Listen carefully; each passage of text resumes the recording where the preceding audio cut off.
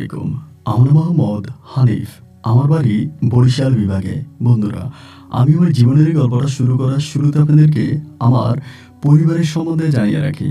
আমার পরিবারে আমি আছি, আমার বাবা আছে, মা আছে, রয়েছে আমার দাদা দাদি সহ আমার কাকা ফুফি। আমাদের পরিবারে আরও সদস্য রয়েছে। আমার বড় ২টা ভাই আর বড় ৩টা বোন। আমরা টোটাল ৩ ভাই ৩ বোন। আমাদের পরিবারটা বরিশাল বিভাগ থেকে অনেক দূরের, সবুজ শ্যামলে করা কোনো এক অজপাড়া গাঁয়ের এক নিম্নবিত্ত পরিবার। আমার বাবা পেশায় একজন কৃষক। আমাদের এলাকার বেশিরভাগ মানুষরাই কৃষিকাজের উপরে নির্ভর ছিল। আমার গল্পটা আজ থেকে বহু বছর আগে। সে সময় পৃথিবীতে এত দামি দামি ডিজিটাল ব্যবস্থা ছিল না, ছিল না ইন্টারনেট, ফেসবুক অথবা অ্যান্ড্রয়েড মোবাইল ফোন। তখন মানুষ তার মনের ভাব প্রকাশ করত চিঠিপত্রের মাধ্যমে, অথবা মনের সামান্য আনন্দের জন্য তখন তারা বটবৃক্ষের নিচে বসে গ্রামের সবগুলো মানুষ গোল হয়ে একসঙ্গে পল্লীগীতি, রবীন্দ্রসঙ্গীত, নজরুল সঙ্গীত সহ বিভিন্ন ধরনের গান শুনতেন রেডিওর মাধ্যমে। আমি সেই সুন্দর গ্রামে জন্মগ্রহণ করি এবং গ্রামের প্রত্যেকটা মানুষের সঙ্গে ছিল আমার নিবিড় এবং মধুর সম্পর্ক। এমন করতে করতে আমি আস্তে আস্তে করে বড় হয়ে যাই। আমাদের গ্রামের পাশেই ঠিক না, আমাদের গ্রামে রয়েছে একটা ভয়ানক দিঘি, যে দিঘির নাম হচ্ছে রানীর দিঘি। এই রানীর দিঘিতে রয়েছে অনেক ধরনের গল্প কাহিনী এবং কথাবার্তা। অনেকেই বলাবলি করে যে এই রানীর দিঘিতে নাকি এক ভয়ানক রাক্ষস থাকে, যে রাক্ষসটা সাপের রূপ ধারণ করে থাকে এবং এটা যদি কাউকেই দেখতে পায় তাহলে দূর থেকে তার শরীরে রক্ত চুষে নেয়। এমন দৃশ্য আমি নিজেও অনেক দেখেছি। এই রানী দিঘির মধ্যে মাঝে মাঝে দিঘির মাঝখান থেকে আমরা ভয়ানক এক সাপের মাথা দেখতে পেতাম। যেই সাপের মাথা দেখলে আমরা তখন দৌড়ে পালাতাম। কথিত আছে ওই সাপ যতই দূরে থাকুক না কেন, তবে তার জিহ্বা দিয়ে সে নাকি মানুষের রক্ত চুষে নিতে পারে। তো এই জন্য এই দিঘি মানে রানীর দিঘি আমাদের সবার কাছে ছিল এক কৌতূহলের জায়গা। এমন করে আস্তে আস্তে করে আমি তখন টাকরা যুবক, এবং যুবক বয়সে একটা সময় আমাদের ওই রানীর দিঘিতে প্রচুর পরিমাণের শ্যাওলা মানে শাপলা ফোটে। তো আপনারা অনেকেই জানেন কিনা জানি না যে শাপলা কিন্তু বিক্রি করা যায়, মানে শ্যাওলা বিক্রি করা যায়। তো এই দিঘিতে প্রচুর পরিমাণে শ্যাওলা আছে, কিন্তু কেউই তা উঠানোর সাহস পায় না, কারণ দিঘিতে সাপ আছে এবং এই দিঘির মধ্যে এক ভয়ানক রাক্ষস আছে। এটা মানুষের রক্ত চুষে নেয় আর দিঘিতে নামলে তো মেরেই ফেলবে। এই দিঘিটা খুবই সুন্দর, মনে হয় যেন ক্ষণে ক্ষণে দিঘিটার রূপ পাল্টায়। দিঘিতে শ্যাওলা ফুটে আছে, শাপলা ফুটে আছে এবং দিঘির পানি খুব স্বচ্ছ পরিষ্কার, এবং এই দিঘিতে প্রচুর পরিমাণের মাছও রয়েছে। কিন্তু ওই ভয়ের কারণে মানুষ দিঘিতে মাছ ধরতেও সাহস পায় না। শুধু তাই নয়, সন্ধ্যার পরে এই দিঘির আশেপাশে হাঁটাটাও অনেকেই মনে করে ভয়ভীতি বা রিস্কের কারণ। সন্ধ্যার পরে এই দিঘির আশেপাশেও কোনো মানুষ হাঁটা চলা করে না। এরকম করতে করতে যখন প্রচুর পরিমাণের শ্যাওলা ফুটে আছে, একদিন হলো কি, বিকালবেলা আমি গরু চড়ানোর জন্য মাঠে গিয়েছিলাম। আমি মাঠে যখন গরুগুলোকে ছেড়ে দিলাম, ছেড়ে দিয়ে আমি ওই রানীর দিঘির পাশে শীতল বাতাসের মধ্যে বসে আছি। ঠিক ওই সময় আমাদের গ্রামেরই এক মেয়ে, যার নাম হচ্ছে সুলতানা। সুলতানার বাবা মা দুজনেই মারা যায়। সে তার দাদা দাদির সঙ্গে থাকে এবং তার আর কোনো কাকা ফুফি ছিল না, যার জন্য তার দাদা দাদি তাকে আদর ভালোবাসা দিয়ে বড় করে। সুলতানা তখন দেখলাম কি যে ওই দিঘির পাশে দাঁড়িয়ে আছে। সুলতানাকে দেখে আমি হাঁটতে হাঁটতে করে দিঘির কাছে মানে সুলতানার কাছাকাছি গেলাম। সুলতানা বয়সে আমার থেকেও প্রায় 2 থেকে 3 বছরের ছোট হবে, কিন্তু সুলতানা আমাদের পুরো এত্র এলাকার সবচেয়ে সুন্দরী একটা মেয়ে, যার রূপে গুণে গুণান্বিত। ও যখন এইভাবে শ্যাওলার দিকে তাকিয়ে আছে, আমি বললাম, কি ব্যাপার সুলতানা, তুমি এভাবে দিঘিতে তাকিয়ে কি দেখতেছো? ও বলে, দেখেন দিঘিতে কত সুন্দর শাপলা ফুটে আছে। আচ্ছা, এগুলো নিয়ে কি গঞ্জে বিক্রি করা যায় না? শ্যাওলা কি বিক্রি করা যায় না? আমি বললাম, তা তো যায়, শাপলা ফুলও বিক্রি হয় এবং নিচের ইয়েটাও বিক্রি হয়, লতাটাও বিক্রি হয়। তো আমাকে বলে, তাহলে কি উঠায় না কেন? আমি বললাম, তোর কি মাথা খারাপ হয়েছে? তুই কি জানিস না এই রানীর দিঘির আশেপাশে হাঁটাচলা করাই তো নিষেধ, আর রানীর দিঘিতে নেমে শাপলা তুলবে, এইটা তো কোনো সহজ ব্যাপার নয়, এটা তো অনেক কঠিন একটা বিষয়। ও তখন বলে, আচ্ছা হানিফ ভাই, আমি যদি একটা কাজ করি, আপনি কি আমার সঙ্গে করবেন? একটা ব্যবসা করবেন? আমি বললাম, ব্যবসা? কিসের ব্যবসা? ও ও বলে আমি শাপলা দিঘিতে মানে আপনার রানীর দিঘিতে নামবো, নামার পরে আমি ওখান থেকে শাপলা তুলে দিব, এরপরে আপনি এগুলো বিক্রি করবেন, বিক্রি করে যে টাকা হবে তার অর্ধেক আপনি নিয়ে যাবেন আর বাকি অর্ধেক আমাকে দিবেন। আমি বললাম সুলতানা, এই কাজ ভুলেও করিস না, এই দিঘির মধ্যে নামলেই নির্ঘাত মৃত্যু, নির্ঘাত মৃত্যু, এবং এভাবে মৃত্যুর সঙ্গে আলিঙ্গন করিস না। ও আমাকে বলতেছে আমি কালকে যদি আপনাকে শ্যাওলা তুলে দিই আপনি নিবেন তো, শাপলা নিবেন তো? আমি তখন বললাম যে বাজারে তো শাপলার বেশ ভালো চাহিদা আছে, যদি তুই আমাকে তুলে দিতে পারিস তাহলে আমি নিয়ে যাব। তবে একটা কথা বলে রাখি, আমি কিন্তু তোকে তুলতে বলি নাই, এই শাপলা তুলতে গিয়ে যদি তোর রাক্ষসের হাতে মরণ হয় তুই কিন্তু আমাকে কোনো দোষ দিতে পারবি না। ও বলে না না না, আমি আপনাকে একদমই দোষ দেবো না, আপনি আগে বলেন বিক্রি করে আমাকে টাকা দিবেন তো? আমি বললাম হ্যাঁ, অবশ্যই শ্যাওলা বিক্রি করে আমি তোর মানে তোর পরিশ্রমের টাকা আমি তোকে দিব। এভাবে সুলতানার সঙ্গে কথাবার্তা বলার কিছুদিন পরেই, মানে কিছুদিন বলতে তার 2 দিন পরে, একদিন আমি বাড়িতে শুয়ে আছি, তখন প্রায় আপনার 11টা কি 12টার মতো বাজে, মানে দুপুরের কাছাকাছি। হঠাৎ করে সুলতান এসে আমাকে ডাকতেছে, ডাক দেওয়ার পরে আমি ঘর থেকে বেরোলাম, বেরিয়ে দেখি সুলতানার পুরো শরীর ভিজা। ওর ভিজা শরীর দেখে আমি কাছে এসে বললাম, কি রে, এই ভিজা শরীর নিয়ে আমাদের বাড়িতে আসছিস কেন? বলে বললাম না পার্টনার, একটা ব্যবসা করব, আসো এদিকে আসো, কথা আছে। এটা বলার পরে আমি তখন তার সঙ্গে একটু সাইডে গেলাম, যাওয়ার পরে সে বলতেছে অনেক শাপলা তুলছি, ঘাটে রেখে আসছি, চলো। আমি তখন বড় বড় চোখ করে ওর দিকে তাকালাম, বলিস কি, তোর তো সাহসের প্রশংসা করতে হয়, কেউ কি ছিল না দিঘির পাড়ে? ও বলে না, দিঘির পাড়ে কোনো মানুষ ছিল না, আমি একাই নেমেছি এবং সেখান থেকে শাপলা তুলেছি আর সেই শাপলা উপরে উঠে রাখছি, চলো চলো তাড়াতাড়ি চলো, বাজারে তো প্রায় সময় হয়ে গেছে, তুমি শাপলাগুলো নিয়ে বাজারে যাও, বাজারে তাড়াতাড়ি গেলে ভালো দাম পাওয়া যাবে। আমি ওর কথা শুনে তখন একটা গামছা কাঁধের উপরে দিয়ে ওর সঙ্গে হাঁটতে হাঁটতে ওই রানীর দিঘির পাড়ে গেলাম, এবং রানীর দিঘির পাড়ে গিয়ে দেখি যেমন কথা তেমন কাজ, ও রানীর দিঘি থেকে প্রচুর পরিমাণের শ্যাওলা উঠে এই দিঘির পাড়ে রেখে দিয়েছে। আমি তখন এই কাছে গেলাম, গিয়ে দেখলাম যে হ্যাঁ, শ্যাওলাগুলো মানে শাপলাগুলো বেশ সুন্দর। আমি তখন ও আর আমি মিলে ওই আপনার দিঘির পাড়ে বাতাসের মধ্যে বসে বসে এগুলোকে বাঁধতেছিলাম, এরকম করে রশি দিয়ে বাঁধতেছি, বাঁধতে বাঁধতে বাঁধতে বাঁধতে অনেকগুলো হয়ে গেছে। হয়ে যাওয়ার পরে একসঙ্গেই তখন এগুলোকে বিক্রি করব। তো আমি ওকে বললাম যে ঠিক আছে, আমি বাড়ি থেকে খাড়ি নিয়ে আসি। বাড়ি থেকে খাড়ি নিয়ে এসে ওই গামছা কাঁধেই আমি তখন গঞ্জের বাজারে চলে গেলাম, বেশ ভালো টাকায় শাপলা বিক্রি করলাম। শাপলা বিক্রি করে যে টাকা হলো তার বেশিরভাগ টাকাই আমি তখন সুলতানার হাতে তুলে দিলাম।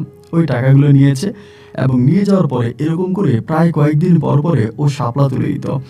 এইভাবে শাপলা তুলে দিত, আমি নিয়ে বিক্রি করতাম, তুলে দিত, আমি নিয়ে বিক্রি করতাম। তবে ও খুব সাহসী মেয়ে ছিল, মানে আমাদের গ্রামে মানে একেবারে দুর্দান্ত সাহসী একটা মেয়ে ছিল সুলতানা। শ্যাওলা বিক্রি করে ঘরে আসতাম, এসে ওকে টাকা দিতাম, এই করতে করতে প্রায় অনেক দিন কেটে গেল। এভাবে আমাদের দুজনের মাঝে একটা পারস্পরিক ভালো একটা সম্পর্ক তৈরি হয়। সম্পর্কের সূত্র ধরে আমি ইচ্ছায় কিংবা অনিচ্ছায় মনের জানতে বা অজান্তে আমি সুলতানাকে ভালোবেসে ফেলি। সুলতানার প্রতি আমার এক ধরনের ভালো লাগে এবং ভালোবাসা কাজ করে। সে জায়গা থেকে একদিন আমি খোলাখুলিভাবে সুলতানাকে বললাম যে আমি তোকে বিয়ে করতে চাই, তোর দাদা কি আমার সঙ্গে তোকে বিয়ে দিবে? ওর দাদা ছিল সেই এলাকার সবচেয়ে হতদরিদ্র একজন গরিব মানুষ, যিনি কিনা দিনমজুরের কাজ করতেন। এত বয়স হয়ে গেছে তারপরও তিনি মানুষের বাড়ি বাড়ি গিয়ে কাজ করে, এবং তার দাদিও একইভাবে মানুষের বাড়ি গিয়ে গিয়ে কাজ করে। এটাই ছিল সুলতানার দাদা দাদির একমাত্র আয়ের উৎস। ও আমাকে বলে আমার দাদা দাদি যদি আপনার মতো এমন একটা ভালো মানুষ পায় তবে তো তারা বিয়ে দেওয়ার জন্য অবশ্যই রাজি হবে। আমি বললাম তোর দাদা দাদি যদি রাজি থাকে তাহলে আমি তোকে বউ বানিয়ে ঘরে আনবো, আর তোকে দিয়ে এমন রিক্সি কাজ আর করাবো না। ও বলে না না না, আমার বিয়ে করলে শর্ত আছে, আমি কিন্তু রানীর দিঘিতে নামবো, ওখান থেকে শাপলা তুলবো এবং সেই শাপলা তোমাকে দিব, তুমি তো বাজারে বিক্রি করবা, মানা কিন্তু করতে পারবা না। আমি বললাম আচ্ছা ঠিক আছে, যদি শাপলা বিক্রি করে এত ইচ্ছা থাকে, আচ্ছা ঠিক আছে, তুমি আমাকে তুলে দিও, আমি বিক্রি করব। এরকম করেই তখন এই সুলতানার সঙ্গে আমার একটা মিষ্টি মধুর প্রেমের সম্পর্ক শুরু হয়। আমরা দুজন দুজনকে অসম্ভব রকমের ভালোবাসি। এই ভালোবাসার সূত্র ধরেই একটা সময় সুলতানার দাদার কাছে আমার বাবা তখন বিয়ের প্রস্তাব নিয়ে যায়। যদিও আমার বাবা মাকে রাজি করাতে আমার বেশ কষ্ট হয়েছিল। সে সময় আমার সব বড় ভাই বোনদের বিয়ে হয়ে যায়। আমি ছিলাম সবার ছোট, এবং যার জন্য ছোট ছেলে হিসাবে আমার বাড়িতেই আমার বাবা মাকে বিয়ে করাবে, যার জন্য আর কোনো দ্বিমত করেননি। এরপর যথারীতি কথাবার্তা সব কিছু ঠিকঠাক করলেন। কথাবার্তা ঠিকঠাক হওয়ার পরে তখনই সুলতানার সঙ্গে আমার বিবাহ এবং বিয়ের ওই অনুষ্ঠানটা গ্রামীণভাবে বেশ ধুমধাম করে আনন্দ ফুর্তি করে সুলতানার সঙ্গে আমার বিবাহ সম্পন্ন হলো। বিবাহ সম্পূর্ণ হওয়ার পরে সুলতানা আর আমি একসঙ্গেই তখন থেকে যাচ্ছিলাম। একসঙ্গেই থাকতেছি, কাজকাম করতেছি, এভাবে চলাফেরা করতেছি। এমন করতে করতে একদিন হলো কি আমি বাজারে গিয়েছিলাম লোক আনার জন্য, মানে কাজের লোক আনার জন্য গিয়েছিলাম। সে সময় জমিতে প্রচুর ধান হয়েছিল, ধান কাটতে হবে। সময় দেখা যেত কি রংপুরের অনেক মানুষরা তখন ধান কাটার জন্য আমাদের পাড়াতে আসতো, মানে আমাদের এখানে আসতো। সুলতানাকে বিয়ে করেছে, তার ঘরে কিন্তু এখনো কোনো সন্তানাদি হয়নি। তো এরকম করে তখন আমি করলাম কি বাজারে গেলাম, বাজার থেকে দুজন জন কিনে নিয়ে আসলাম, মানে ধান কাটার জন্য দুজন মানুষ কিনে নিয়ে আসলাম। তারা ধান কাটবে। তো যেদিন নিয়ে আসছি ওদিন প্রায় আপনার মাগরিবের পর হয়ে গেছে। মাগরিবের পরেই তখন তারা আমার বাড়িতেই ছিল, খাওয়া দাওয়া করলো, রাতে ঘুমালো। সকালবেলা কি হলো না হলো জানি না, তারা জমিতে গেল কাজ করার জন্য। ঘণ্টাখানেক কাজ করেই তারা বলতেছে তারা আর এখানে কাজ করবে না। একজনের শরীর ভিজা এবং আরেকজনের শুকনা, এমন অবস্থায় মানে দুপুরের কাছাকাছি তারা বলে আর কাজ করবে না। আমি তখন বাড়িতে, আমার শরীরটা ভালো ছিল না, জ্বর ছিল শরীরে, তাই আমি কাজে যাইনি। ওদেরকে দিয়ে কাজ বুঝাই দিয়ে আসছে, ওরা কাজ করছে। ওরা দুজনে এসে বলতেছে আমরা ধান কাটতে পারবো না। তো এই ধান কাটতে পারবে না তার কারণ কি? একজনে বলতেছে আমি গোসল করেছিলাম ওই দিঘিতে, আমার শরীরটা নাকি কেমন লাগতেছে। আর অন্যজনে বলে কাজ করবে না। এবং তাদের দুজনেরই চোখে মুখে আমি এক বিষণ্ণতা দেখতে পাচ্ছি, মানে এক ভয়ভীতি দেখতে পাচ্ছি। আমি তখন জিজ্ঞেস করলাম কি হয়েছে, আমার কাছে কি খোলাখুলি বলা যায়, সমস্যাটা কি? বলে না না না, কোনো সমস্যা নেই, আমরা ঠিক আছি, তবে আমরা এখানে আর কাজ করবো না, আমরা চলে যাব। জনের টাকা না নিয়ে তারা তখন দুপুরে আমার বাড়ি ত্যাগ করলো। বিষয়টা বুঝতে পারলাম না যে কেনই বা তারা কাজ থেকে হঠাৎ করে অব্যাহতি নিয়ে নিল। তারা চলে যাওয়ার পরেই আমি তখন করলাম কি বাড়িতে বসে আছি, মনটা খুব খারাপ, আমার নিজের শরীরটা খারাপ। তখন প্রায় অনেকেই ধান কেটে ফেলেছে, মানে আপনার আর কোনো মানে ওরকম বেশি কোনো ধান নাই, অল্প ধান আছে, অল্প ধান গাছ আছে মাঠে, আর প্রায় সবই কাটা হয়ে গেছে। এরপর হলো কি অনেকক্ষণ মানে আমি মন টন খারাপ করে বসে আছি। তারপর বিকেলের দিকে বৃষ্টি হচ্ছিল, মানে আসরের পরে বৃষ্টি নামছে। বৃষ্টি নামাতে আমার মনটা আরও খারাপ হয়ে গেল। আয় হায়, বৃষ্টি নামছে, এখন তো ধান আপনি বুঝতেই পারেন, গ্রামের মানুষ যারা তারা ভালো বুঝবে, ধান যদি পাকে মানে ধান পেকে গেলে ওখানে যদি বৃষ্টি পড়ে তাহলে ধানের ওই বোঝাটা অনেক ভারী হয়ে যায়। আর ওরা তো অনেকগুলো ধান কেটে রাখছে, এগুলো তো আরও ওজন বেড়ে যাবে। বৃষ্টি হলো এবং আমি বিকেলের দিকে তখন মাঠের দিকে গেছিলাম ছাতা নিয়ে, দেখে শুনে তখন বাড়িতে আসছি। মাগরিবের প্রায় কিছুক্ষণ পরে তখনও ঘুরে ঘুরে বৃষ্টি পড়তেছে। ওই মুহূর্তের মধ্যে হঠাৎ করে একজন লোক এসে আমাকে ডাক দিল। ডাকটা এমনভাবেই দিল যে হানিফ ভাই বাড়িতে আছেন? বাইরে তখন প্রচুর বৃষ্টি, মানে বৃষ্টি হচ্ছে এবং বিদ্যুৎ চমকাচ্ছে। আমাদের ঘরটা ছিল একটু কুঁড়ে ঘরের মতো, আমি আর সুলতানা সেই ঘরে থাকতাম। তো এবার আমি ঘর থেকে বের হলাম। বের হওয়ার পর দেখলাম কি সাদা একটা গেঞ্জি পরা, পরনে একটা লুঙ্গি এবং গামছা দিয়ে কোমরের মধ্যে বাঁধা একজন মধ্যবয়স্ক লোক দাঁড়িয়ে আছে। লোকটাকে দেখে আমি বেশ অবাক হয়ে জিজ্ঞেস করলাম আপনি কে? বলে আমার নাম নজরুল। আমি বললাম নজরুল? বলে হ্যাঁ আমার নাম নজরুল, আমার বাড়ি রংপুর। আমি বললাম তো আমার এখানে কেন এসেছেন ভাই? কথা বলতে বলতে সে আমার বাড়ির মানে যে আঙিনা আছে আঙিনার মধ্যে দাঁড়াইছে, কারণ বৃষ্টি পড়তেছে এই জন্য। যদিও আমিও তাকে ইশারা দিয়েছিলাম ভিতরে আসার জন্য। তো দাঁড়িয়ে বলতেছে ভাই শুনলাম আপনার নাকি আজকে দুটা কাজের লোক আসছিল, অর্ধেক পর্যন্ত কাজ করে পালিয়ে গেছে, আমি আপনার বাড়িতে কাজ করতে চাই। তখন আমি লোকটাকে একটু অন্যরকম লাগতেছিল আমার কাছে, তার পোশাক আশাক বেশভূষ কথাবার্তার মাঝে আমার একটু সন্দেহ লাগতেছে। তখন তো রাতও হয়ে গেছে, প্রায় চারদিকে অন্ধকার, বিদ্যুৎ চমকাচ্ছে, বৃষ্টির রাত। আমি বললাম ভাই আমার জন লাগবে, ঠিক আছে, কাজের লোক আমার লাগবে, আমার ধান কাটতে হবে, সব কিছুই ঠিক আছে, কিন্তু আপনি কি আমি যে ধান কাটবো বা আমার যে ধান কাটার লোক লাগবে এই কথা আপনাকে কে বলেছে? পরে বলে আমি যে কোনোভাবেই হোক শুনতে পেরেছি, আমি শুনছি আপনার কাজের লোক লাগবে, আপনার কাজের লোক চলে গেছে, আমি এই জন্য আসছি। যদি আপনি আমাকে কাজে রাখেন তো কাজ করব, আর কাজে না রাখলে আমি বাজারে উঠবো, মানে এখান থেকে সে চলে যাবে। আমি বললাম নজরুল ভাই শোনেন আমার তো কাজের লোক লাগবেই, তবে আপনি তাহলে সকালবেলা আসেন। উনি বলে ভাই আমি যদি বাজারে উঠে যাই তাহলে কালকে দিনে হয়তো অন্য কেউ আমাকে কিনে নিয়ে যাবে, হয়তো আর আমি আর আসতে পারবো না, যদি রাখতে হয় তাহলে আপনি আমাকে আজকেই রেখে দেন। তখন তারে বললাম যে ঠিক আছে আপনি এখানে দাঁড়ান, আমি আসতেছি। এইটা বলে ভিতরে গেলাম। ভিতরে গিয়ে সুলতানাকে বললাম যে সুলতানা এমন এমন ঘটনা, বেশভূষ পোশাক আশাকে কাজের লোক মনে হয় না, কিন্তু লোকটা আসছে কাজ করার জন্য। তার কণ্ঠতেও তার বাসাতেও আমি তেমন কোনো রংপুরের টান পাচ্ছি না, কিন্তু লোকটা বলে তার বাড়ি নাকি রংপুরে। সুলতানা বলে যে আসলে এভাবে কি মানুষকে বিশ্বাস করাটা ঠিক হবে? এভাবে তো বিশ্বাস করা ঠিক হবে না। দেখা যায় যে এখন আপনি তারে রাখবেন, জায়গা দিবেন, সে যদি চোর বা ডাকাত হয় তাহলে তো সর্বনাশ।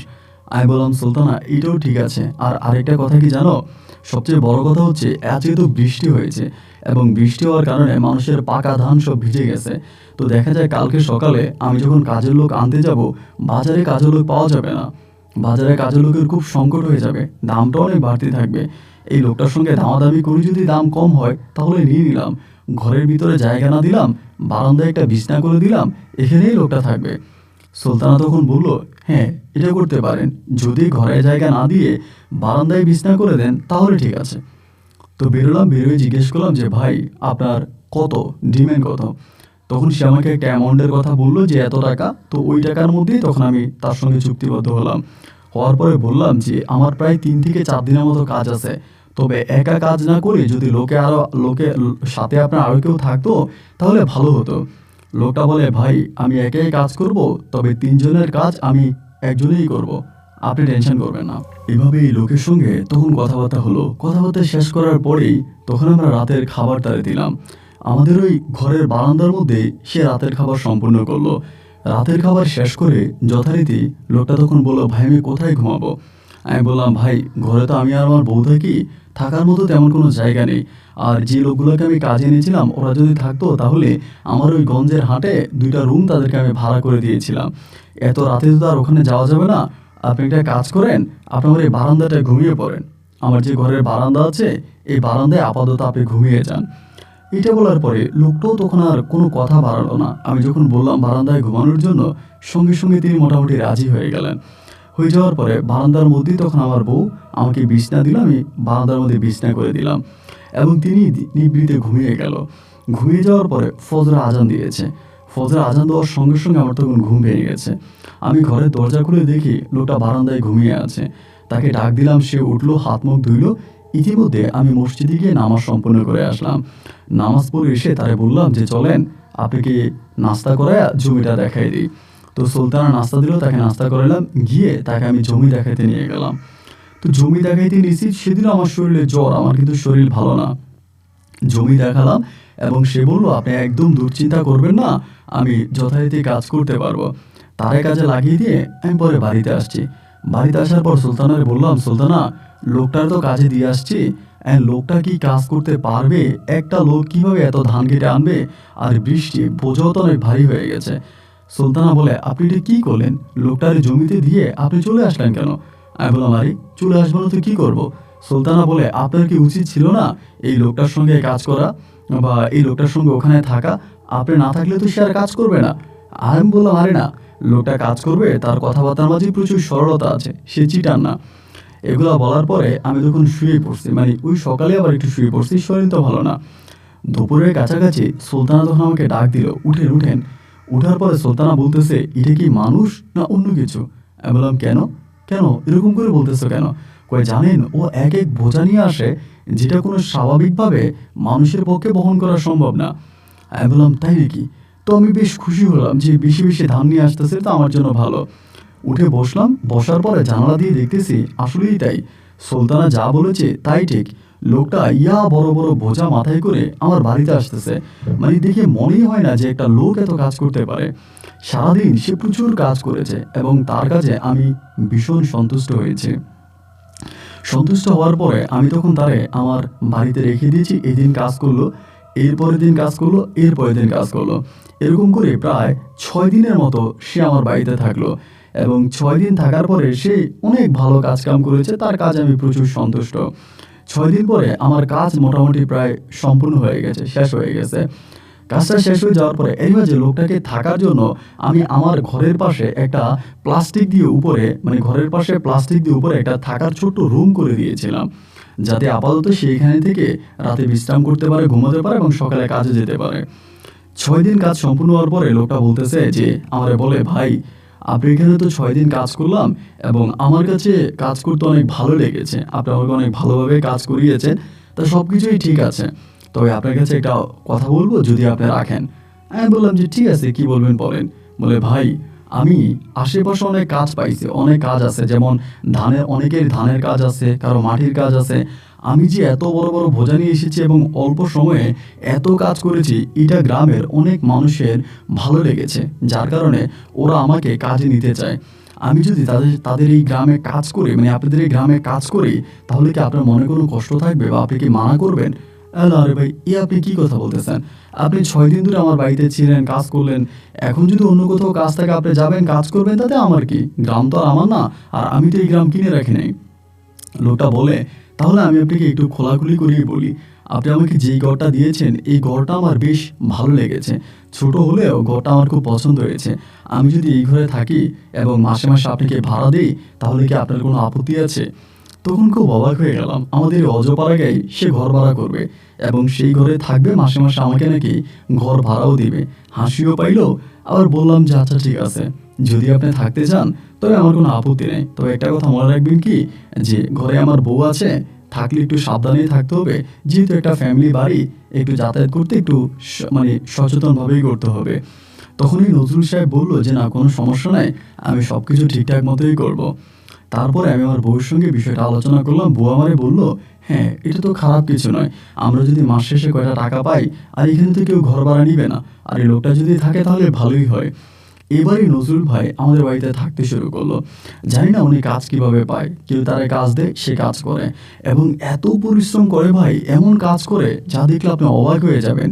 এই গ্রামের মানুষ অনেকেই তাকে জিন বলে সম্বোধন করে, অনেকেই বলে ওই মানুষ নয়, ওই জিন, এবং ওর শরীরে অসুর শক্তি, এত শক্তি এবং এত শক্তি দিয়েও কাজ করে, যেটা সত্যি অবাক হয়ে যাওয়ার মতো। এরকম করে যখন সে মানুষের বাড়িতে কাজ করে, ধরেন আমাদের তো সে তো আমাদের বাড়িতে খায় না, যাদের বাড়িতে কাজ করে তাদের বাড়িতেই খাওয়া দাওয়া করে। তারপরেও লোকটা করে কি, মাঝে মাঝে যেদিন কাজ থাকে না, ওই দিন বিকেলবেলা বাজারে গেলে মাছ, মাংস, এটা সেটা আমাদের জন্য নিয়ে আসে, আমাদের জন্য নিয়ে আসে। তো আমাদের জন্য যখন নিয়ে আসে, আমার বউ তখন এটা রান্না বান্না করে। এমন করতে করতে আমার বউ সুলতানা একদিন আমাকে বলতেছে, শোনেন, এই লোকটা তো আমাদের সঙ্গে খুব ভালো সম্পর্ক, মনে হয় যেন তিনি আমাদের পারিবারিক কোনো মানুষ বা পারিবারিক সম্পর্ক, তার সঙ্গে একটা কাজ করলে কেমন হয় বলেন তো। আমি বললাম কি কাজ? ও বলতেছে যে এই লোকটাকে আমরা আমাদের ঘরে খেতে দিই, যেদিন তার কাজ থাকে সেদিন সে বাইরে খাবে, আর যেদিন কাজ থাকবে না সেদিন সে আমাদের সঙ্গে খাবে। আপনার কি কোনো আপত্তি আছে? আসলে সুলতানা যে কথাটা বলেছে এটা আমারও মানে মুখের কথা। লোকটা এত ভালো কাজ করে, আমাদের সঙ্গে এত ভালো সম্পর্ক, সে বাইরে বাইরে খাওয়া দাওয়া করে, খাওয়া দাওয়াই তো লোকটা কষ্ট পায়।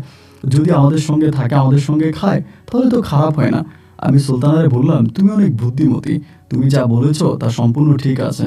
আমিও বলতে চাই যে লোকটা আমাদের সঙ্গেই থাকুক, আমাদের সঙ্গেই খাওয়া দাওয়া করুক, আমারও এটাই ইচ্ছা। এটা বলার পরে সুলতানা আর আমরা দুজনেই তখন এক সিদ্ধান্তে উপনীত হলাম যে এই লোকটাকে আমরা আমাদের বাড়িতে পার্মানেন্ট রেখে দিব এবং সে আমাদের সঙ্গেই খাওয়া দাওয়া করবে। নজরুল ভাইকে এই বিষয়টা জানাতে প্রথম দিকে তিনি একটু নারাজ যে না, তারপরে সে রাজি হয়েছে। রাজি হওয়ার পরে আমাদের বাড়িতে থাকতো, আমাদের বাড়িতেই খাইতো এবং সব কিছু আমাদের সঙ্গেই ছিল। তো এমন করে সময়গুলো কাটতে কাটতে প্রায় দীর্ঘদিন অতিবাহিত হয়ে গেল। হয়ে যাওয়ার পরে একটা সময় হঠাৎ করে এই নজরুল ভাই বলতেছে সে আর আমার বাড়িতে থাকবে না। মানে প্রায় আপনার বেশি না, 25 থেকে 30 দিন পরেই, মাসখানেক পরেই সে হঠাৎ সিদ্ধান্ত নিয়ে বলতেছে যে আমি আর আপনার বাড়িতে থাকবো না, আমি হচ্ছে অন্য বাড়িতে কাজ করব, মানে আমার বাড়ি থেকে চলে যাবে। আমি বললাম যে ভাই, আমার বাড়িতে আপনার কোনো খাওয়া দাওয়া, আদর আপ্যায়ন কোনো কিছু থেকেই কোনো সমস্যা হয়েছে? আপনি কেন চলে যাবেন? বলে ভাই চলে যাব, আমার এখানে থাকতে ইচ্ছে করতেছে না। সব কিছু বলাবলি করার পরে আমি বললাম যে আচ্ছা ঠিক আছে। তারপরে তিনি এখান থেকে কাজ ছেড়ে দিয়ে, মানে কাজ ছেড়ে দিয়ে বলতে আমার ঘর ছেড়ে দিয়ে, উনি তখন বাজারে একটা ঘর নিয়েছে। আমাদের যে গঞ্জের বাজার আছে, ওই গঞ্জের বাজারে একটা ঘর নিয়েছে। ঘর নিয়ে সে কাজ করে, এখানে সেখানে কাজ করে। এই ঘটনার প্রায় মানে উনি আমাদের বাড়ি থেকে চলে যাওয়ার কিছুদিন পরেই হঠাৎ করে আমার বউ সুলতানাকে খুঁজে পাওয়া যাচ্ছে না। সুলতানাকে খুঁজে পাওয়া যাচ্ছে না, মানে হঠাৎ করে সুলতানা উধাও। একদিন বিকেলবেলায় হঠাৎ করে ওকে পাওয়া যাচ্ছে না। তো কই চলে গেল? আমি ভাবছিলাম যে হয়তো মাঝে মাঝে ওর দাদির কাছে চলে যায়, ওর তো দাদা মারা গেছে, দাদির কাছে চলে যায়, ওইখানেই বেশিরভাগ সময় যায়। তাই আমি ভাবছিলাম যে হয়তো দাদির বাড়িতে গেছে। বিকেল গড়িয়ে সন্ধ্যা হয়ে গেল, কিন্তু সুলতানা ফিরে আসে না। না আসার পরে আমার মনে তখন একটু সন্দেহ লাগলো, ব্যাপার কি, সুলতানা তাহলে গেল কোথায়? আমিও নিজের চোখে খোঁজার জন্য যখন ঘর থেকে বেরোলাম, বেরোয়ার পরে আমি ওকে আর খুঁজে পাচ্ছি না। ওর দাদির কাছে গিয়ে জিজ্ঞেস করলাম, ও দাদি, সুলতানা কি আসছে? বলে না, সুলতানা তো আসে নাই। তারপরে আমি ওরে খুঁজতেছিলাম, গ্রামে গ্রামে অনেক গ্রামে খুঁজলাম, কিন্তু ওরে আর খুঁজে পাই না। নাই নাই নাই, ও আর কোনো জায়গায় নেই। এবং এরকম করতে করতে রাতের বেলায় আমি নজরুল ভাইয়ের কাছেও গেলাম। নজরুল ভাইকেও জিজ্ঞেস করলাম যে, নজরুল ভাই যেখানে থাকতো এটা মোটামুটি বাজারের পাশে একটা ঘর, খালি একটা ঘর, কিন্তু আশেপাশে একটু ফাঁকা। আশেপাশে ঘরবাড়িগুলো ফাঁকা, মানে আশেপাশে তেমন কিছুই নেই। এইরকম একটা জায়গার মধ্যেই তখন উনি থাকে। আমি ওনারেও যে জিজ্ঞেস করছি যে, ভাই, সুলতানা কি আপনার কাছে আসছিল? অনেক সময় যেহেতু ওনার সাথে সম্পর্ক ভালো, কথাবার্তা বলে, হয়তো টাকা ঢোকার জন্য তো আসতে পারে। আপনার কাছে কি আসছিল? বলে না ভাই, উনি তো আমার কাছে আসে নাই।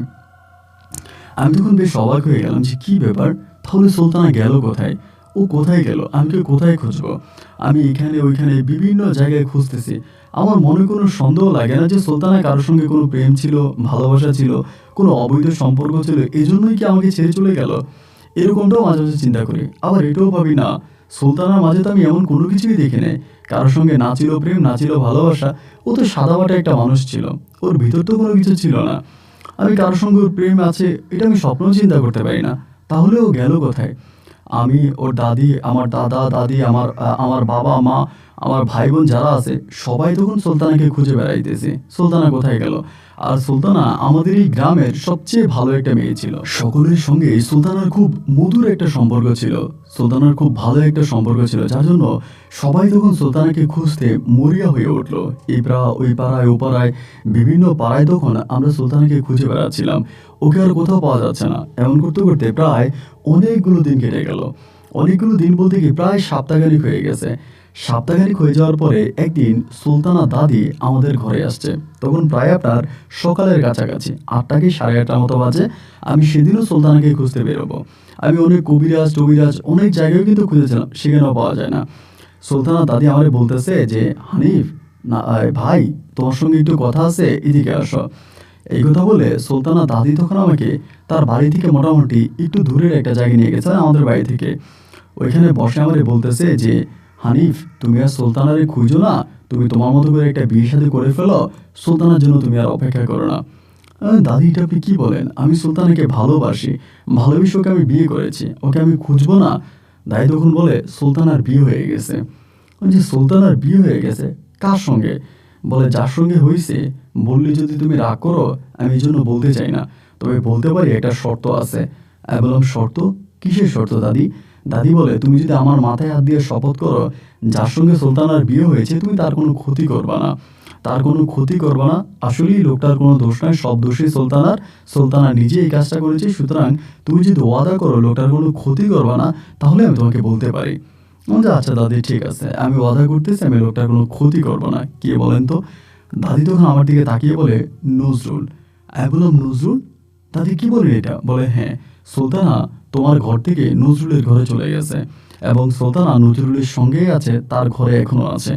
আমি বললাম, আমি তো নজরুলের ভাইয়ের কাছে গিয়েছিলাম, সুলতানার কথাও জিজ্ঞেস করেছি, তিনি তো আমাকে সাফ সাফ জানিয়ে দিলেন সুলতানা তার ঘরে আসে নাই। আর দাদি, আপনি এগুলো কি বলতেছেন? দাদি আমাকে বলে, হ্যাঁ, আমি যা বলেছি তা একেবারেই সত্য বলেছি। সুলতানা ওই নজরুলের সংসার করতেছে, এটা আমি জানি, আর জেনে শুনে তোমার কাছে আসছি। তুমি কিন্তু আমার কাছে ওয়াদা করেছো বাপু, তুমি সুলতানাকে কিচ্ছু বলতে পারবে না, এবং সুলতানাকেও বলবা না, ওই নজরুলকেও বলবা না। সুলতানা যদি নজরুলের কাছে ভালো থাকে তবে তো তোমার কোনো আপত্তি থাকার কথা না। দাদির কথাটা শুনে মনের অজান্তেই আমার চোখ দুটো ভিজে টইটুম্বুর হয়ে গেল। মনের ভিতরে বেশ কষ্ট পাইলাম যে, হায় হায়, এটা আমারে কি বললো? সুলতানাকে আমি এত ভালোবাসতাম, তারপরে সুলতানা এমন কাজটা কিভাবে করলো? নজরুলের সঙ্গে সুলতানার সম্পর্ক, এটা কোনোভাবে আমার বিশ্বাস হচ্ছে না। কারণ আমি সুলতানার চোখে মুখে বা কাজকর্মে আমি কখনোই নজরুলের জন্য সুলতানার কোনো ভালোবাসা দেখিনি। তাহলে কেন হঠাৎ করে সবাই এমন কথা বলতেছে যে সুলতানা নজরুলের প্রেমে পড়ে গেছে বা নজরুলকে বিয়ে করে ফেলেছে? আমার তখন খুব কষ্ট হয়, বিশ্বাস করেন। আমি তখন মনের দুঃখে ওই নজরুল ভাইয়ের বাড়ির আশেপাশে ঘুরতাম, কিন্তু কখনো তার বাড়িতে যাইতাম না। দাদির মাথায় হাত দিয়ে শপথ করেছিলাম যে সুলতানার সুখের ঘরে আমি হানা দিব না, সুলতানার কোনো ক্ষতি করব না। যার কারণে আমি আর ওই ঘরে যাইতাম না। দূর থেকে সুলতানার ঘরের দিকে তাকিয়ে থাকতাম এবং অঝরে চোখের পানি ছড়াতাম। মনের ভিতর একটাই কষ্ট, এত প্রেম এত ভালোবাসার পরেও সুলতানা কেন আমায় ছেড়ে ওই দিনমজুর নজরুলকে বিয়ে করলো। এভাবে প্রায় দিনের পর দিন কাটতেছে, কিন্তু সবচেয়ে অবাক এবং ভয়ঙ্কর বিষয় হচ্ছে সুলতানা কখনোই ঘর থেকে বেরোতো না। নজরুলকে সুলতানা বিয়ে করেছে তা ঠিক আছে, কিন্তু কখনোই গ্রামের মানুষ সুলতানাকে দেখেনি। এবং মাঝে মাঝে সুলতানার দাদি গিয়ে ওই ঘরের মধ্যে সুলতানার সঙ্গে দেখা করে আসে। সুলতানা খুবই চঞ্চল একটা মেয়ে ছিল, গ্রামের সবার সঙ্গে তার খুব নিবিড় সম্পর্ক ছিল। সেই সুলতানা হঠাৎ করে ঘর বন্ধ হয়ে গেল। সুলতানা দাদি বলে সুলতানা নাকি পর্দা করে, কোনো দিনের বেলায় ঘর থেকে বেরোয় না, রাতের বেলায় ঘর থেকে বেরোয়। এরকম করে প্রায় 3 থেকে 3.5 মাসের মাথায় সুলতানা দাদি মারা যায়। সুলতানা দাদি মারা যাওয়ার পরে দিনের আলোতে সবাই সুলতানা দাদিকে মাটি দিতে আসে। সুলতানা দাদির জানাজা হয়, গোসল হয়, কিন্তু অবাক বিষয় হচ্ছে সুলতানার একমাত্র আপন মানুষ ছিল তার দাদি। সুলতানা ওই তার দাদির লাশ দেখার জন্য দিনের বেলায় বের হয়নি। অনেকেই নজরুলকে বলেছিল যে আপনার স্ত্রীকে নিয়ে আসেন, আপনার তো দাদি শাশুড়ি মারা গেছে, তাকে দাফন করবো, আপনার স্ত্রীকে নিয়ে আসেন। নজরুল সোজা বলল, আমার স্ত্রী দিনের আলোতে কারো সামনে যায় না, দিনের আলোতে কারো সামনে যায় না। এই নিয়ে তখন সবার মনে আরও কৌতূহলের জন্ম হলো। ব্যাপার কি, একটা মেয়ে কেন সারাদিন ঘরবন্দি থাকবে, সে কেন ঘর থেকে বেরোয় না? এটাই হয়তো আপনার কাছে অবাক লাগবে, তবে এটাই বাস্তব। একদিন দুই দিন নয়, প্রায় 1.5 বৎসরের কাছাকাছি অতিবাহিত হয়ে গেল। রমজান গেল, ঈদ গেল, কত অনুষ্ঠান গেল, কিন্তু কখনোই সুলতানা ঘরের বাইরে আসেনি, কোনো পুরুষ মানুষের সামনে আসেনি, শুধু ওই ঘরের মধ্যেই থাকতো। অনেকেই বলা বলি করে মাঝে মাঝে নাকি সুলতানা রাতের বেলায় ঘর থেকে বেরোতো। নজরুল তখনও যে ধরনের কাজ পাইতো সে ধরনের কাজ করত, যখন যে কাজ দিত নজরুল সেই কাজই করত। এরকম করে প্রায় 1.5 থেকে 2 বৎসরের কাছাকাছি এই নজরুলের সঙ্গে সুলতানা থাকে। থাকতে থাকতে আমি তো সুলতানাকে ফলো করতাম, আমি আর বিয়ে শাদিও করিনি, কোনো সংসারও করিনি, কারোর সঙ্গে আর জড়াইনি। সেই মুহূর্তটা পর্যন্ত আমি সুলতানার জন্য অপেক্ষা করে যাচ্ছিলাম। তা এরকম হতে হতে একটা সময় হঠাৎ করে এই নজরুল ঘরের সামনে তালা মেরে কোথায় যেন চলে গেছে। ঘরের সামনে যখন তালা মেরে চলে গেছে তখন তো স্বাভাবিক, ভিতরে তো কেউ থাকার কথা না, যেহেতু তালা মেরে চলে গেছে। তালা মেরে ও চলে যাওয়ার 2 থেকে 3 দিন পরে আমি ঘরের ভিতর থেকে এক ধরনের ঘুংরানো শব্দ পাচ্ছিলাম। মানে মনে হয় কি যে খুব ঘুংরানো একটা শব্দ পাচ্ছি। তালা মেরে তো সে চলে গেছে, ভিতরে তো কেউ আর থাকার কথা নয়। যখন ঘুংরানো শব্দ পাচ্ছিলাম, তার ঘরটা ছিল বেড়ার ঘর, মানে চারপাশ দিয়ে বেড়া ছিল, উপরে সন ছিল। বেড়ার ফাঁক দিয়ে ভালো করে তাকিয়ে দেখলাম যে ভিতরে খুব কঙ্কাল টাইপের একটা মানুষ শুয়ে আছে। এটা কি মানুষ না কঙ্কাল বোঝার কোনো উপায় নেই। আমি তখন গ্রামের আরও 2-1জনকে ডাক দিলাম যে এমন এমন ঘটনা, ওই এর ভিতরে নজরুল ভাইয়ের ঘরের ভিতরে ঘুংরানো শব্দ পাওয়া যাচ্ছে। এটা বলার পরে সবাই তখন আমার সঙ্গে আসলো।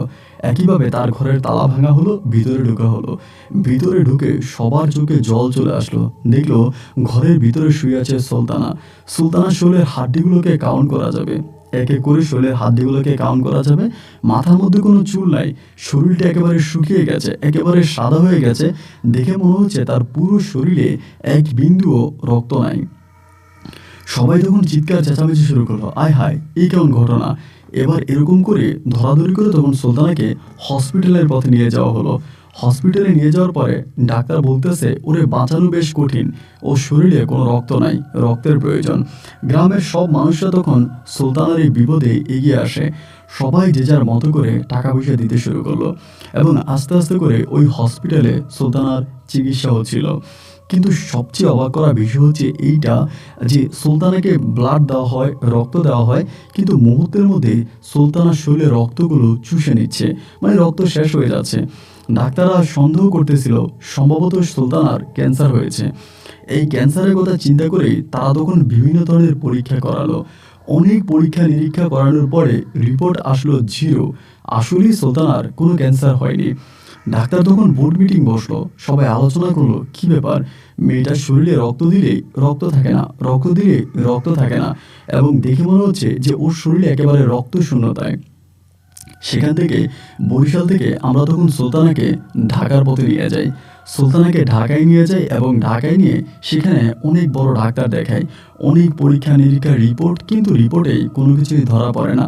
ওর শরীরের সব কিছুই স্বাভাবিক, কিন্তু সমস্যা একটাই, রক্ত দিলে শরীরে রক্ত পাওয়া যায় না, রক্ত কি পানি হয়ে যায় সেটাও ঠিক বলা যায় না। এভাবেই দীর্ঘদিন থাকার পরে একটা সময় অর্থ সংকটে ভুগতেছিলাম। কেউ কোনো টাকা পয়সা দিচ্ছিল না, যেহেতু সুলতানা গরিব ছিল। মানুষ মাঝে মাঝে টাকা দেয় এবং একটা সময় টাকা দেওয়া বন্ধ করে দিয়েছে। এখন কেউ আর টাকা দেয় না, আর আমিও ওভাবে আর সুলতানার কোনো চিকিৎসা করতে পারি না। তখন আমি পাগলের মতো হয়ে গেছিলাম। আমি কি করব, কিভাবে সুলতানার চিকিৎসা করব, সুলতানাকে কোথায় নিয়ে যাব, কোনো কিছুই তখন মাথায় আসতেছিল না ভাই। ওই মুহূর্তে আমি তখন ভাবলাম আমার একটাই পথ খোলা আছে, সুলতানাকে বাড়িতে নিয়ে যাওয়া। এছাড়া তো আমার কাছে আর কোনো পথ খোলা নাই। আমি কি করব? এরকম করে আমি তখন সুলতানাকে এই ঢাকা থেকে বরিশাল, বরিশাল থেকে চিকিৎসার অভাবে আমি সুলতানাকে বাড়িতে নিয়ে আসি।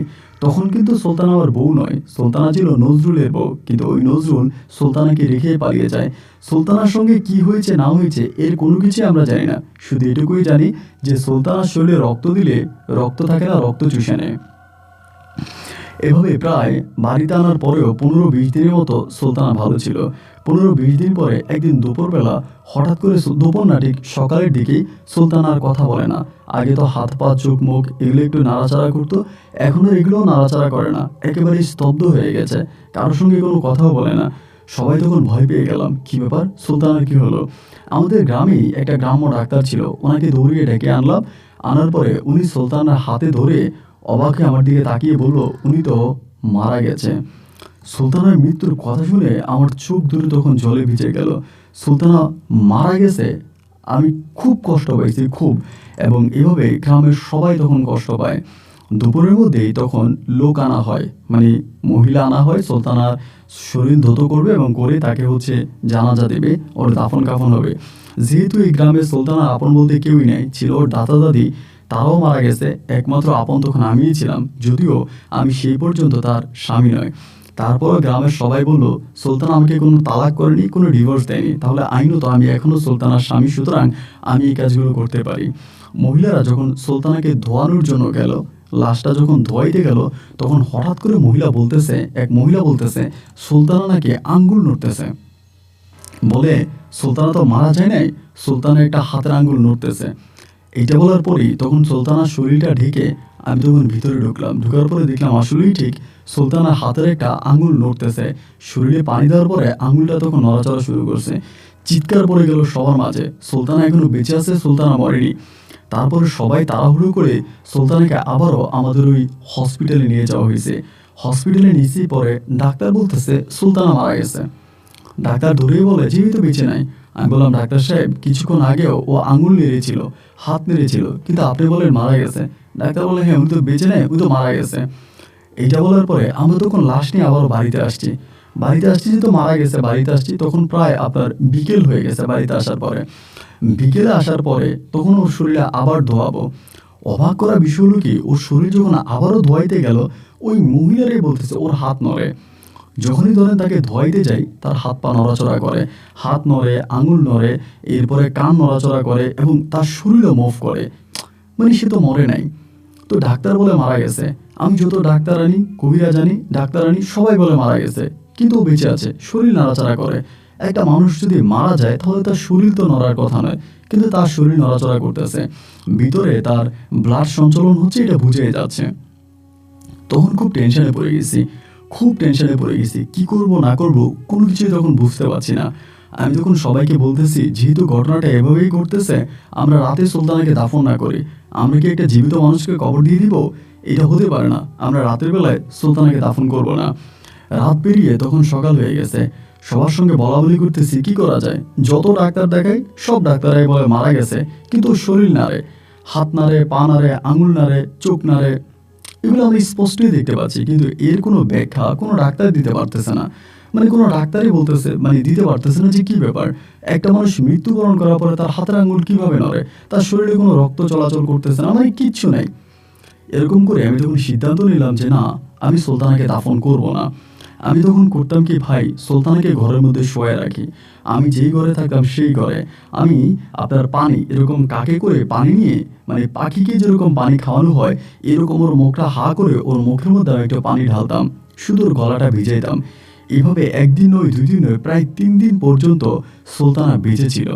সবাই বলে সুলতানা মারা গেছে, ওর কিচ্ছু নাই। কিন্তু আমি যখন পানিটা দিতাম, ও গলা দিয়ে পানিটা নামতো, গলাটা নড়াচড়া করতো, এটি স্পষ্ট বোঝা যাইত। 3 দিন পরে হঠাৎ করে অলিউল কবিরাজ বলে একজন কবিরাজের সন্ধান পেলাম আমাদের বরিশালে, এবং তিনি সে সময়ের মধ্যে খুব নাম করে একজন অভিজ্ঞ কবিরাজ ছিল। অলিউল কবিরাজের সন্ধান পাওয়ার পরে আমি 3 দিন পরে সুলতানাকে আমার বোনের কাছে দিয়ে আমি তখন অলিউল কবিরাজের বাড়িতে গেলাম। অলিউল কবিরাজের বাড়িতে গিয়ে বললাম যে, কবিরাজ সাহেব, এমন এমন ঘটনা, সব ডাক্তার বলে আমার বউ মারা গেছে, কিন্তু আমার বউ শরীর নাড়ে, ওর মুখে পানি দিল, ও পানি খায়, পানি পেটের ভিতরে যে, এগুলো বয়ে আছে। অলিউল কবিরাজ তখন বলল, একটা কাজ করেন, আপনার ওয়াইফকে আমার কাছে নিয়ে আসেন, মানে আমার বৈঠকখানায় নিয়ে আসেন।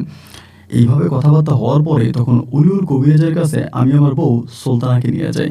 আমার গ্রামের অনেক মানুষরাই আমাকে সাহায্য করে, সবার সঙ্গে তখন এই অলিউল কবিরাজের বাড়িতে সুলতানাকে নিয়ে যাই। নিয়ে যাওয়ার পরে অলিউল কবিরাজ বলে, সুলতানা তো মারা যায়নি, সুলতানা বেঁচে আছে।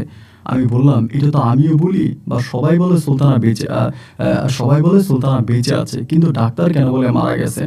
বলে, হ্যাঁ, ডাক্তারের মতে সুলতানা মারা গেছে, কিন্তু কবিরাজের মতে সুলতানা বেঁচে আছে। ডাক্তারের মতে মারা গেছে, কবিরাজের মতে বেঁচে আছে। তবে আপনি চাইলে সুলতানাকে বাঁচাতে পারবেন। আমি বললাম, কিভাবে বাঁচাতে পারবো? বলে, আমার একটা সাপের রক্ত লাগবে, যদি এই সাপের রক্তটা আমাকে ব্যবস্থা করে দিতে পারেন, আমি সুলতানাকে বাঁচাতে পারবো। কবিরাজ ওই বাড়ি থেকে বলতেছে, আপনাদের গ্রামে একটা দিঘি আছে, যে দিঘির নাম হচ্ছে রানীর দিঘি। আমি বললাম, হ্যাঁ। বলে, রানীর দিঘি সেচ দিবেন, মানে রানীর দিঘি একদম শুকিয়ে ফেলবেন। রানীর দিঘি শুকানোর পরে ওখানে অনেক মাছ পাবেন, অনেক কিছুই পাবেন। এই রানীর দিঘির মধ্যে একটা সাপ পাবেন, কালো আকৃতির, খুব বড় আকারের একটা সাপ, এবং সাপের মাথার মধ্যে মহিলার মতো খোপা বাঁধা থাকবে।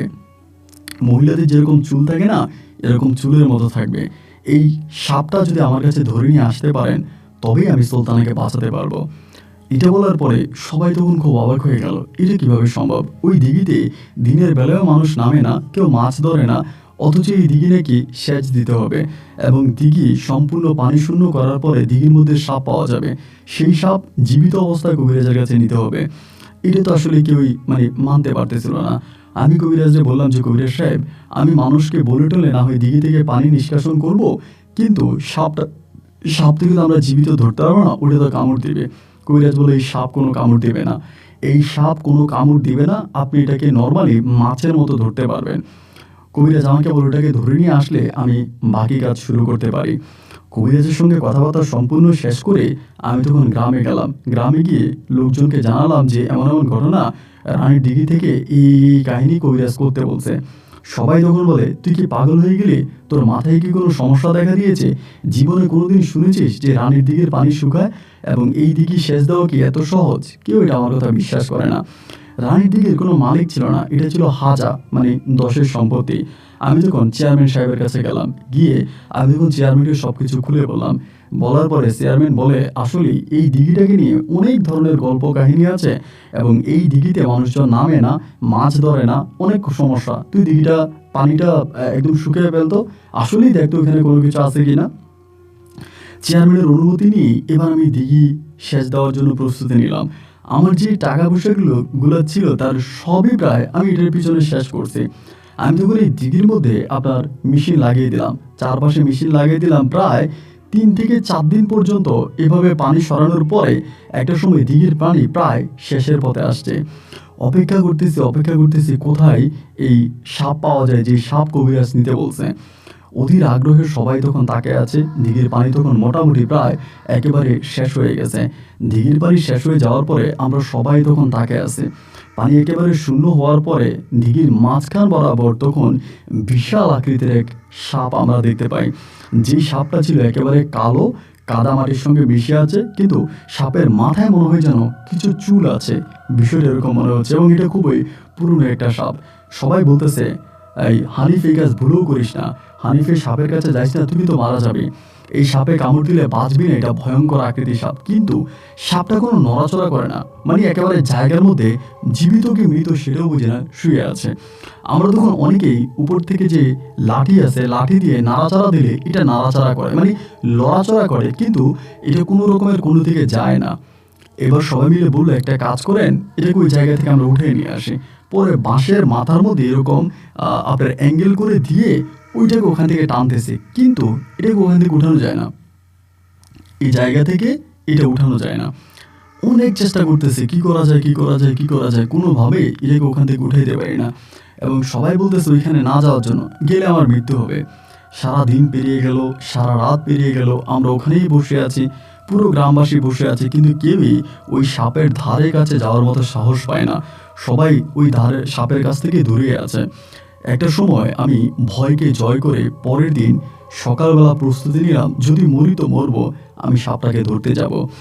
এরপরে সবার কথাকে ডিনাই করে আমি তখন আল্লাহর উপরে ভরসা করে এবং এই অলিউল কবিরাজের কথা বিশ্বাস করে আমি তখন সাপের কাছাকাছি গেলাম।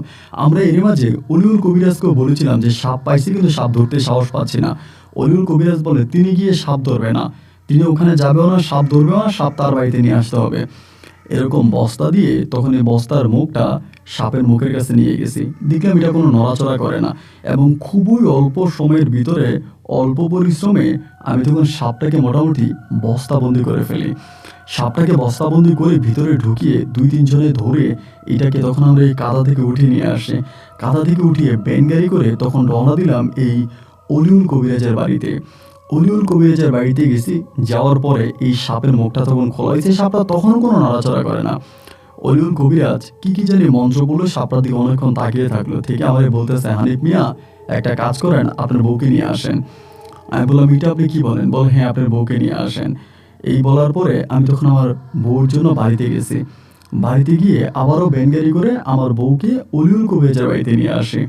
আসার পরে তার বৈঠকখানার পাশে ছোট্ট একটা ঘর বানানো হয়েছে, ছোট একটা ঘর বানানো হয়েছে এবং বলল যে একটা কাজ করেন আজকে, মানে তখন বিকালের মধ্যে বলতেছে এই ঘরটাকে একেবারে এত সুন্দর করে কাঁচা ফুল দিয়ে সাজিয়ে দেন, সম্পূর্ণ বাঁশর ঘরের মতো, যেন দেখে মনে হয় যে এটা একটা বাঁশর ঘর, এমনভাবে সাজিয়ে দেন।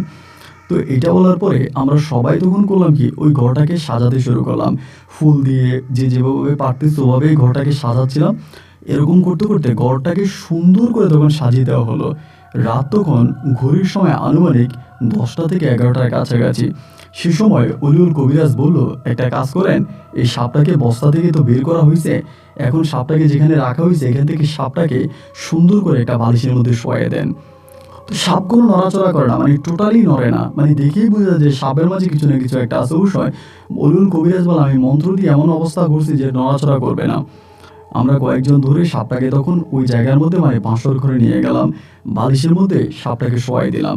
এবার কবিরাজ বলে, পাশের বালিশে আপনার বউ সুলতানকে শুইয়ে দেন। অবাক হয়ে বললাম, কবিরাজ সাহেব এটা আপনি কি বলেন? এটা কেমন কথা? রাতের বেলায় সাপে তো আমার বউকে কামড় দিতে পারে। কবিরাজ বলল, যা বললাম তাই করেন। তখন পর্যন্ত কিন্তু সুলতানা বেঁচেছিল শুধু এক কাক পানি, এক কাক পানি, এক কাক পানি, এক কাক পানি। এরকম করার পরে এই রাতের বেলায় তখন এই সুলতানাকে এই সাপের পাশে, মানে এক পাশে সাপ, এক বালিশে সাপ এবং পাশের বালিশে সুলতানাকে শুয়ে দেওয়া হলো। সুলতানাকে শুয়ে দিয়ে আমরা সবাই তখন এই বাড়ির সামনে অপেক্ষা করতেছিলাম, মানে এই ঘরের সামনে অপেক্ষা করতেছিলাম রাতের বেলায় কি হয়। রাত পেরিয়ে গেল, রাত পেরিয়ে গেল, রাত পেরিয়ে গেল, একটা সময় সকাল হলো। সকাল হলো পরে যেই সুলতানা মারা গেছে, কোনো কথা বলে না, সম্পূর্ণ ধরনের আপনার এরকম অবস্থায়, সেই অবস্থার মধ্যে সকালে ফজর নামাজের পর যখন সূর্য উদয় হলো, সে রাতে কিন্তু ওই আমাদের যে অলিউল কবিরাজ আছে সেও কিন্তু ঘুমায় নাই, সে আমাদের সঙ্গে সারা জেগেছিল। তিনি সকালবেলা বলতেছে যে যাও এবার তোমরা দরজা খুলে ভিতরে ঢুকো। দরজা খুলে তখন আমি ভিতরে ঢুকছি। ঢুকার পরে আমার বউ সুলতানা তখন বসে আছে। যে মানুষটা মারা গেছে 99%, সে মানুষটা বসে আছে, মানে সে বসে আছে, বসে আমার দিকে তাকায় আছে। তাকায় থাকার পরে আমি তার কাছে গেছি, যাওয়ার পর আমি বললাম, সুলতানা তোমার শরীর এখন কেমন? মানে ওর শরীরটা একদম তখনও কঙ্কালের মতোই আছে, মানে যেভাবে আছে শরীর ওভাবে, কিন্তু উঠে বসে আছে। আমার তখন বলে যে নজরুল কই? আমি বললাম, নজরুল? তুমি নজরুলে কই পেলা? নজরুল তো আজ থেকে বহু বছর আগেই তোমার কাছ থেকে চলে গেছে। ও বলে, ওমা কি বলেন? আমি তো আজকে রাতেও নজরুলের সঙ্গে ঘুমাইছি, নজরুল তো আমার সঙ্গেই ছিল, এই বালিশেই তো নজরুল ঘুমাইছে। ও কথা বলতে পারে না, কিন্তু এরকম করে মানে খুব আস্তে আস্তে করে এগুলো বলতেছে। কবিরাজ তখন ঘরে গেছে, গিয়ে বলতেছে যে ওরে উঠান, উঠে ওরা বাড়িতে নিয়ে যান। পরে আমরা ওকে বাড়িতে নিয়ে আসি। বাড়িতে আসার সঙ্গে সঙ্গে ওর সব কিছু পরিবর্তন, খাওয়া দাওয়া একদম স্বাভাবিক মানুষের মতো খাওয়া দাওয়া করতেছে এবং একটা পর্যায়ে মোটামুটি অনেকটা সুস্থ হয়ে গেছে। সবাই তখন বলতেছিলাম যে ওই রাতে কি হয়েছে। সুলতানা একটা কথাই সবার কাছে বলতেছে, সে নাকি ওই রাতে ওই আপনার নজরুলের সঙ্গে ছিল। ও বলে আমার পাশের হচ্ছে নজরুল ছিল, নজরুলের একটা কালো গেঞ্জি পরা ছিল, একটা কালো টুপি মাথায় ছিল। ওই সারা রাত আমার মাথায় মেসেজ করে দিয়েছে, আমার মানে আমার হাত ধরেছে, আমার চুল টেনে দিয়েছে, সারা রাত আমার সঙ্গে ছিল। সকালবেলা আমি নজরুলকে দেখতে পেলাম না, সকালবেলা নজরুল কই চলে গেল। এবং এরকম করতে করতে এরপরেও বহু বছর আমি আমার স্ত্রী সুলতানার সঙ্গে সংসার করি এবং একটা পর্যায়ে আমার স্ত্রী এন্তেকাল করে। তবে এরই মধ্যে আমার একটা কন্যা সন্তান হয়। আমার মেয়েটা এখন অনেক বড় হয়েছে, তাকেও বিয়ে শাদী দিয়েছি। কিন্তু আমার এই সুলতানার ঘটনা আমার অত্র এলাকার সব মানুষরা জানে। আমি অনেক বয়স্ক একজন মানুষ, আমার আপনার গল্পগুলো ভালো লাগে, সে জায়গা থেকে আমি আপনার গল্পগুলো শুনি। আমার স্ত্রীর পুরো ঘটনাটা আপনাকে জানালাম, চাইলে আমার গল্পটা আপনি রেকর্ড করতে পারেন আর সত্যতার জন্য আমার এলাকায় ঘুরে যেতে পারেন, আমি ঠিকানা দিলাম।